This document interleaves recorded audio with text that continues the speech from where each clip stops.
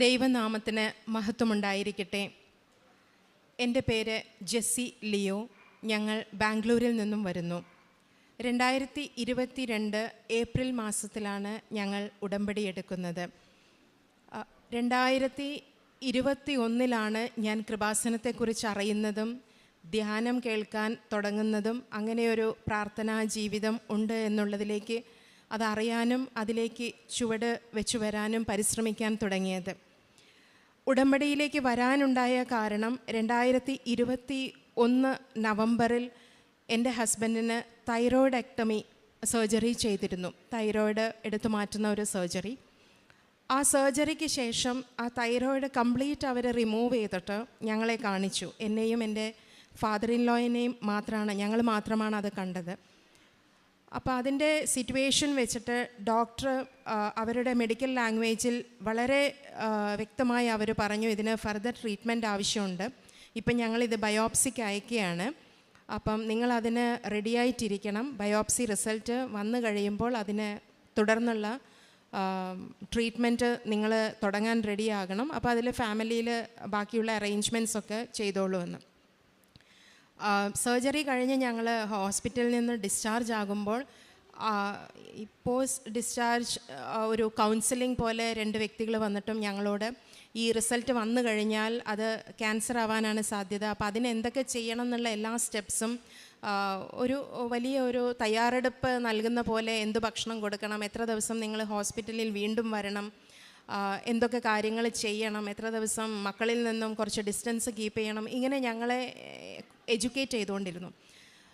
ഇങ്ങനെ എഡ്യൂക്കേറ്റ് ചെയ്യുമ്പോഴും എനിക്ക് ഉള്ളിൽ അങ്ങനെ സംഭവിക്കാതിരിക്കട്ടെ എന്നുള്ള ഒരു പ്രാർത്ഥനയും സംഭവിക്കാൻ ദൈവം അനുവദിക്കില്ല എന്നുള്ളൊരു വിശ്വാസവും എൻ്റെ ഉള്ളിലുണ്ടായിരുന്നു.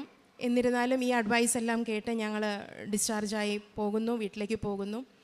അതിനുശേഷം ബഹുമാനപ്പെട്ട ജോസഫ് അച്ഛൻ്റെ ധ്യാനം, എൻ്റെ ഓർമ്മ ശരിയാണെങ്കിൽ November 16, 2021 ആ ധ്യാനത്തിലാണ്.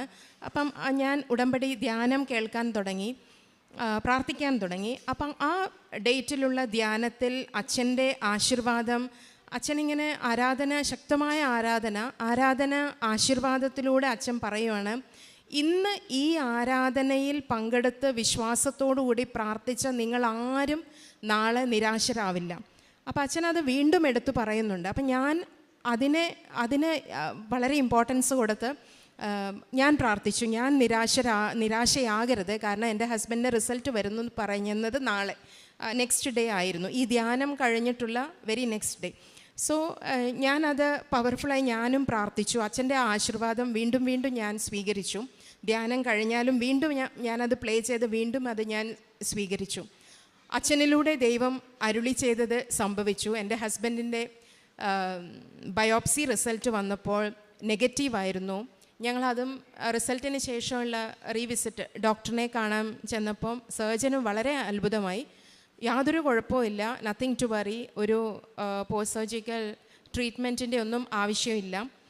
മാത്രമല്ല ഹസ്ബൻഡിൻ്റെ സൗണ്ട് ആയാലും ഒരു കുഴപ്പമില്ലാതെ അത് എങ്ങനെ സർജറിക്ക് മുമ്പുണ്ടായിരുന്നോ അതുപോലെ തന്നെ ശേഷവും. അപ്പോൾ ആ ഒരു പ്രാർത്ഥനയ്ക്കുള്ള ഉത്തരം വലിയ ഉത്തരമായിരുന്നു. കാരണം എൻ്റെ മുൻപിൽ അന്ന് ഞാൻ ഡിപ്പെൻഡ് ചെയ്തിരുന്നത് ആ ആശീർവാദത്തെ മാത്രമായിരുന്നു.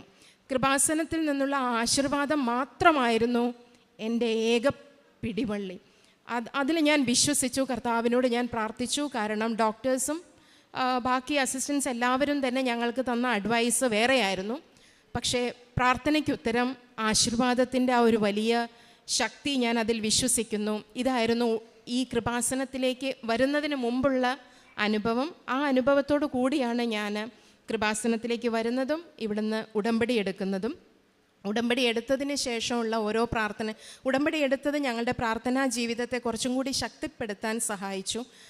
മാത്രമല്ല ജീവിതത്തിൽ എന്ത് വർക്ക് ഇഷ്യൂസ് ആയാലും, പ്രൊഫഷണൽ റിലേറ്റഡ് പ്രോബ്ലംസ് ആയാലും, പേഴ്സണൽ പ്രോബ്ലംസ് ആയാലും മാതാവ് കൂടെയുണ്ട്, ദൈവം കൂടെയുണ്ട്, പ്രാർത്ഥനയ്ക്ക് ഉത്തരമുണ്ട് എന്നുള്ളൊരു വിശ്വാസം, അപ്പം ബേസിക്കായിട്ടുള്ള വിശ്വാസം ഒന്നും കൂടി സ്ട്രെങ്തൻ ചെയ്യാൻ സാധിച്ചു. അതൊരു വലിയ സാക്ഷ്യമായിട്ട് ഞാനും എൻ്റെ കുടുംബവും എടുത്തെടുത്ത് പറയുന്നു.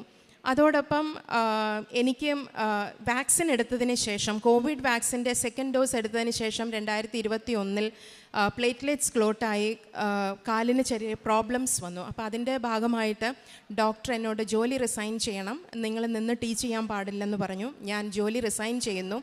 ജോലി റിസൈൻ ചെയ്തതിന് ശേഷം പിന്നീട് എനിക്ക് എൻ്റെ ട്രീറ്റ്മെൻറ്റ്, അവിടെയും മാതാവ് എന്നെ ഒരുപാട് സഹായിച്ചു.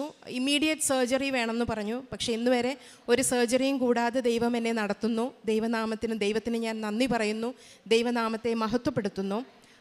ഏതാനും മാസങ്ങൾക്ക് ശേഷം എൻ്റെ ഡോക്ടർ എനിക്ക് ഫിറ്റ്നസ് സർട്ടിഫിക്കറ്റ് എഴുതി തന്നു. ഇനി നിങ്ങൾക്ക് നിങ്ങളുടെ ടീച്ചിങ് പ്രൊഫഷനിലേക്ക് തിരിച്ചു പോകാം, ജോലി ചെയ്യാൻ തുടങ്ങാം, നിങ്ങൾക്കിപ്പം വലിയ പ്രോബ്ലം ഒന്നും ഇല്ല എന്നുള്ളത്. പക്ഷേ എന്നിരുന്നാലും എൻ്റെ ജോലിക്ക് വേണ്ടി ഞാൻ പരിശ്രമിച്ചപ്പോഴും ജോലി കിട്ടുന്നില്ലായിരുന്നു. ഒരുപാട് തടസ്സങ്ങൾ, ഒന്നെങ്കിൽ ഒരുപാട് ലോങ് ഡിസ്റ്റൻസ്, ഒരുപാട് തടസ്സങ്ങളുണ്ടായിരുന്നു എൻ്റെ ജോലിയിൽ.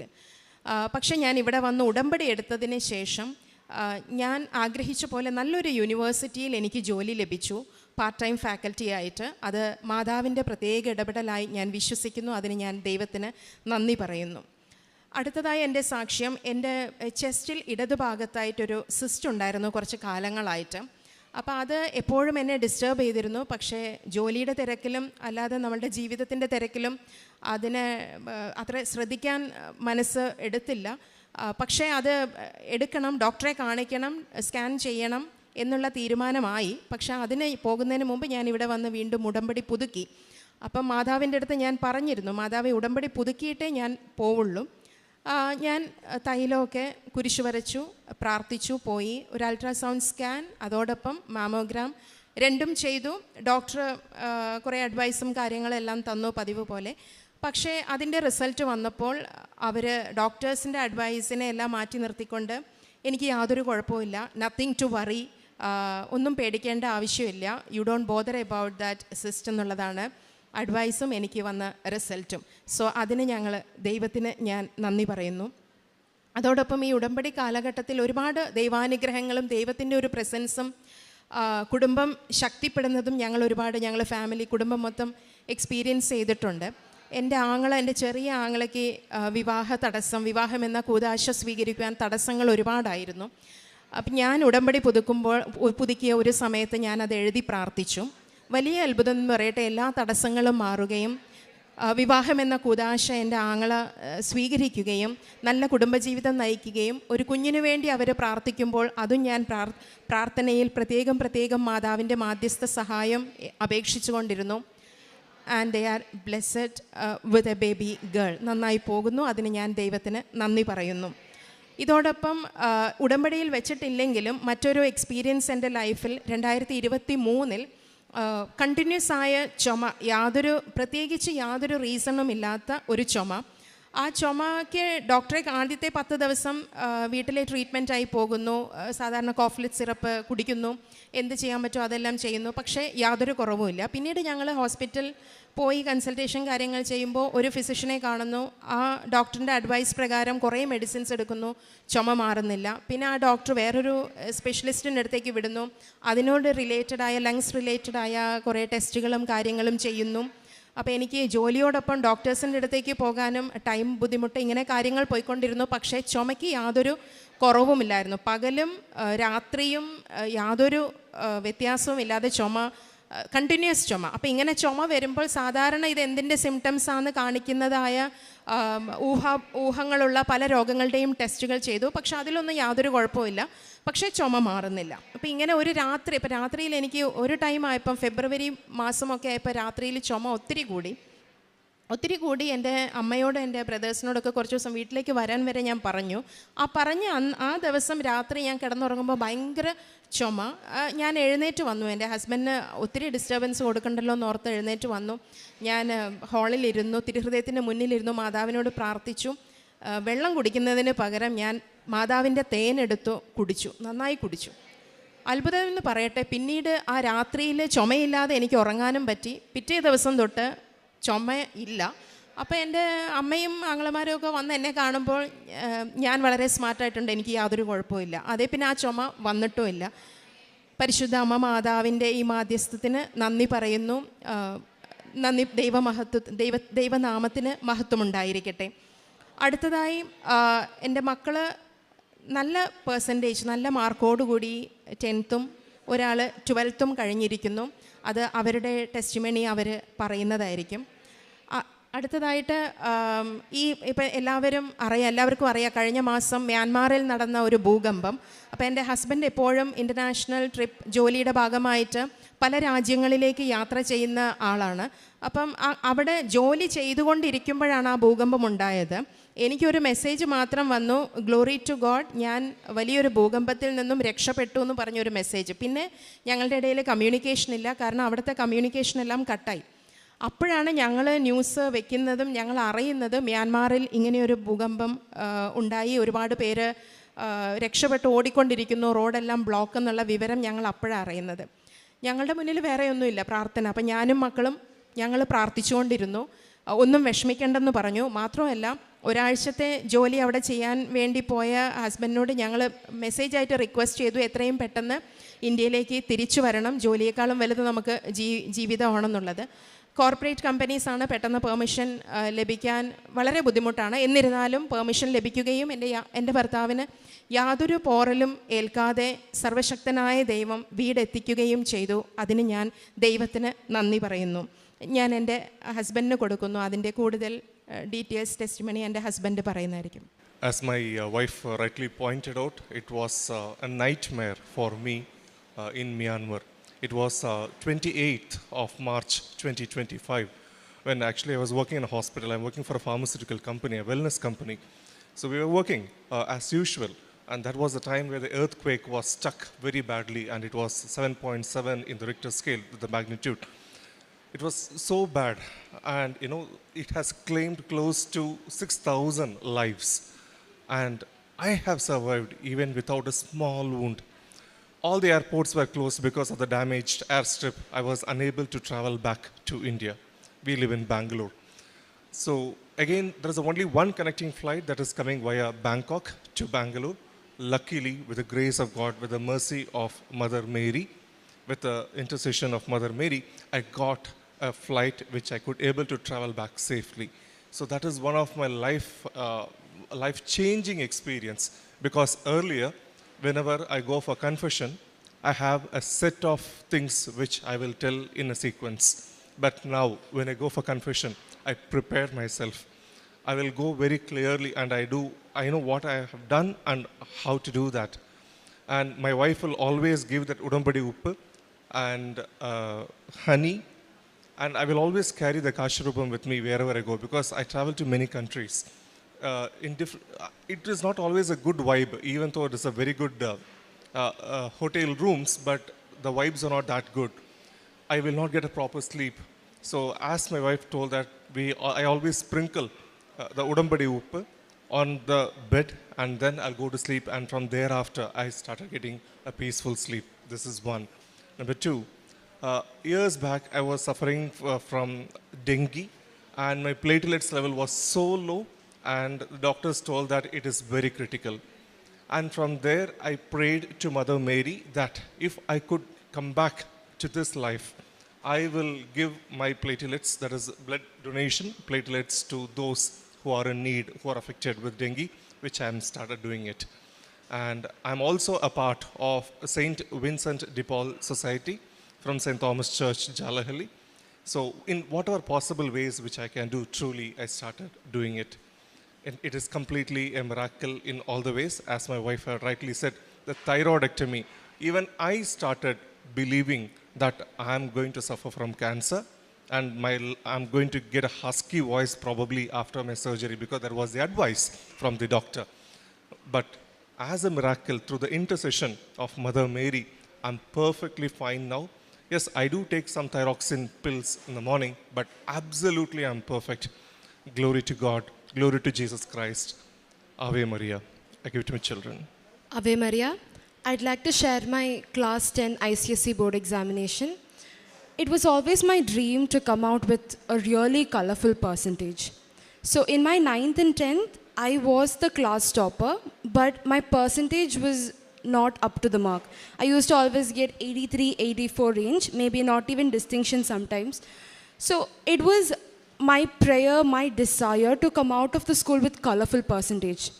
And I had this pressure from the society. They were telling, okay, Furman, you're going to become the topper and things like that. But I always had this fear whether I'll just drop down and things go the other way around.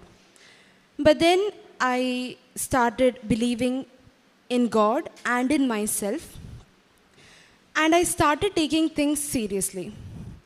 After that, during my board examination, every day I went to the church. I used to read the Bible. എൻ്റെ കയ്യിൽ mummy തൈലം വെച്ച് തരുമായിരുന്നു. And I used to also drink the honey. And I did all my examinations well. I used to carry the Kashirubam also with me. The week before the exam was before the results was a really stressful week because I didn't know what would happen.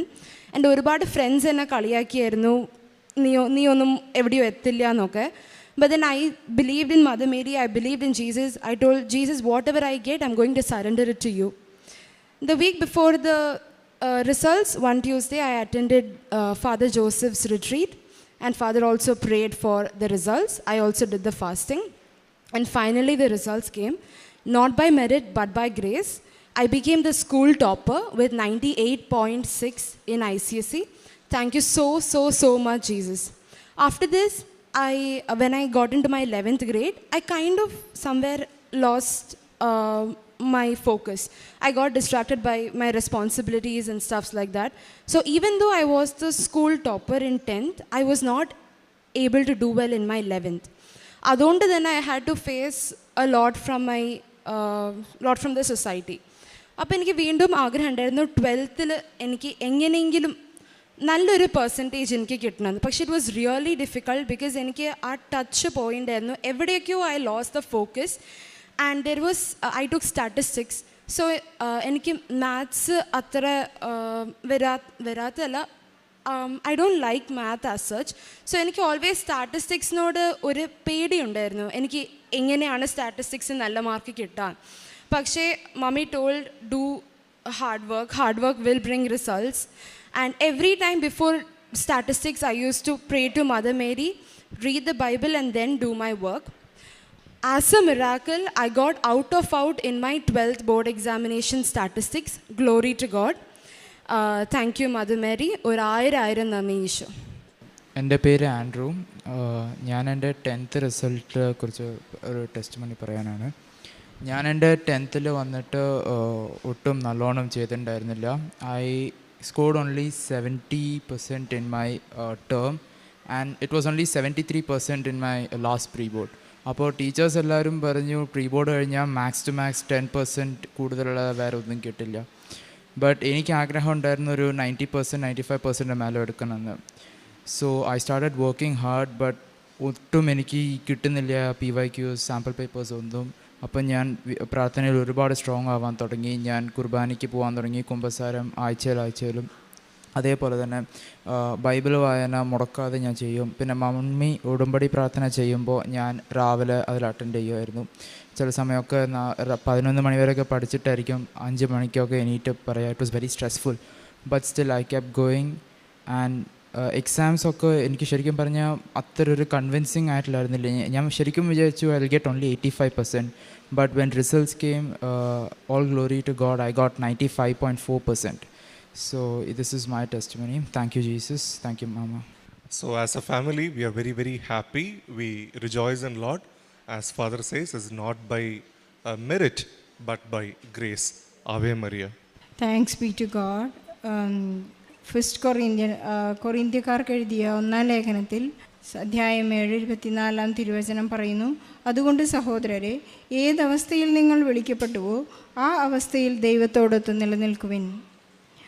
ഈ കുടുംബത്തിൻ്റെ വലിയ ഒരു അനുഗ്രഹപേമാരിയുടെ ഒരു ചൊരിയലായിരുന്നു നമ്മളിപ്പോൾ ഇത്ര സമയം കേട്ടുകൊണ്ടിരുന്നത്. കുടുംബം മുഴുവൻ അൾത്താരയിൽ വന്ന് എല്ലാവരും ഒത്തൊരുമിച്ചൊരു എല്ലാവരും സാക്ഷികളായ ഒരു അനുഭവം വളരെ മനോഹരമാണ്. കുടുംബത്തോടൊപ്പം സാക്ഷ്യം പറയാൻ സാധിക്കുക എന്നത് തന്നെ. പ്രത്യേകിച്ചും ഹസ്ബൻഡ് ലിയോ മ്യാൻമാറിലുണ്ടായ ഭൂകമ്പത്തിൽ നിന്നും വളരെ മിറാക്കുലസ്ലി രക്ഷപ്പെട്ടു. അദ്ദേഹത്തിന് തിരിച്ച് നാട്ടിലേക്ക് വരുവാനും കുടുംബത്തോടൊന്നിച്ചു ചേരുവാനും സാധിച്ചുവെന്ന് അദ്ദേഹം ഇവിടെ സാക്ഷ്യപ്പെടുത്തുകയുണ്ടായി. പരിശുദ്ധ അമ്മയുടെ പ്രത്യേകം മധ്യസ്ഥവും കരുതലും അദ്ദേഹത്തിനുണ്ടായിരുന്നു. ജെസ്സി എല്ലാ കാര്യങ്ങളിലും പരിശുദ്ധ അമ്മയെ തൻ്റെ കുടുംബത്തെ കയ്യിലേൽപ്പിച്ചിരുന്നു. ജെസ്സിക്ക് ചുമയുണ്ടായപ്പോൾ, കണ്ടിന്യൂസ് ചുമയുണ്ടായപ്പോൾ പരിശുദ്ധ അമ്മയുടെ തൈലം ഉപ്പും തേനും ഉപയോഗിച്ച് ആ സുഖത്തെ സമ്പൂർണ്ണമായി മാറ്റിയെടുക്കുന്നതിന് ജെസ്സിക്ക് സാധിച്ചു. അതുപോലെ മക്കളെ നന്നായി വളർത്തുന്നതിനും അവർക്കുള്ള കോൺഫിഡൻസ് വർദ്ധിപ്പിക്കുന്നതിനും പരീക്ഷാ സമയത്ത് അവരെ വളരെയധികം പ്രാർത്ഥനാ രൂപത്തിൽ പ്രാർത്ഥനയിൽ വളർത്തുന്നതിനൊക്കെ അവർക്ക് സാധിച്ചു. മകൾ പറയുകയുണ്ടായി, എനിക്ക് വളരെ കുറച്ച് മാർക്ക് മാത്രമേ ഉണ്ടായിരുന്നുള്ളൂ. 10th 82% റേഞ്ച് ഉണ്ടായിരുന്ന മകൾ കവർ ചെയ്തത് 98% ആണ്. എത്രയധികമായി പരിശുദ്ധ അമ്മ ഈശോയുടെ മാധ്യസ്ഥം വഹിച്ച മകൾക്ക് മാർക്ക് നൽകി. അതുപോലെ തന്നെ മകനും വളരെ 70% റേഞ്ച് ഉണ്ടായിരുന്ന മകന് 95% മാർക്ക് നൽകി. ഈ കുടുംബത്തിന് ദൈവം വളരെയധികം അനുഗ്രഹങ്ങൾ ചൊരിഞ്ഞിരിക്കുകയാണ്. അതുപോലെ തന്നെ ലിയോയുടെ ബയോപ്സി റിസൾട്ട് നെഗറ്റീവായത് വളരെ ഒരു വലിയ അത്ഭുതമാണ്. അതുപോലെ തന്നെ ജെസ്സിക്ക് ഒരു പാർട്ട് ടൈം ജോലി വേണമെന്ന് ആഗ്രഹിച്ചു. പരിശുദ്ധ അമ്മ അത് ക്രമീകരിച്ചു കൊടുത്തു. ഒരു കുടുംബത്തെ മുഴുവൻ പരിശുദ്ധ അമ്മ ടേക്ക് കെയർ ചെയ്യുന്ന വലിയൊരു അനുഭവ സാക്ഷ്യമാണ്. ഉടമ്പടിയിലൂടെ ജീവിക്കുമ്പോൾ നമുക്കൊന്നും ഭയപ്പെടാനില്ല. ഏതൊക്കെ ത്രെട്ട് നമുക്കുണ്ടായാലും പരിശുദ്ധ അമ്മ അത് ക്രമീകരിക്കുകയും ക്രമപ്പെടുത്തുകയും ജീവിത വഴികളിലേക്ക് നമ്മളെ റൈറ്റ് പാത്തിലേക്ക് നമ്മളെ കൊണ്ടുപോവുകയും ചെയ്യുന്ന കുറച്ച് വിശ്വാസത്തോടു കൂടിയാണ് ഈ കുടുംബം മുന്നോട്ട് പോകുന്നത്. ഈ കുടുംബത്തിന് വേണ്ടി നമുക്ക് പ്രാർത്ഥിക്കുകയും തുടർന്ന് അവരുടെ ഉടമ്പടിയിൽ നിലനിൽക്കാനുള്ള എല്ലാ കൃപയ്ക്കും വേണ്ടി നമ്മൾ പ്രാർത്ഥിക്കുകയും അതുപോലെ തന്നെ അവർക്ക് വേണ്ടി അവരെല്ലാ അനുഗ്രഹങ്ങളും നൽകി ധാരാളമായി മുന്നോട്ട് പോകട്ടെ എന്ന് പ്രാർത്ഥിച്ചുകൊണ്ട് പരിശുദ്ധ അമ്മയ്ക്കും ഈശോയ്ക്കും ഈ സാക്ഷ്യം സമർപ്പിച്ചുകൊണ്ട് നമുക്കൊരു വലിയ കയ്യടി നൽകി ഈ സാക്ഷ്യം സമർപ്പിക്കാം. Thank you.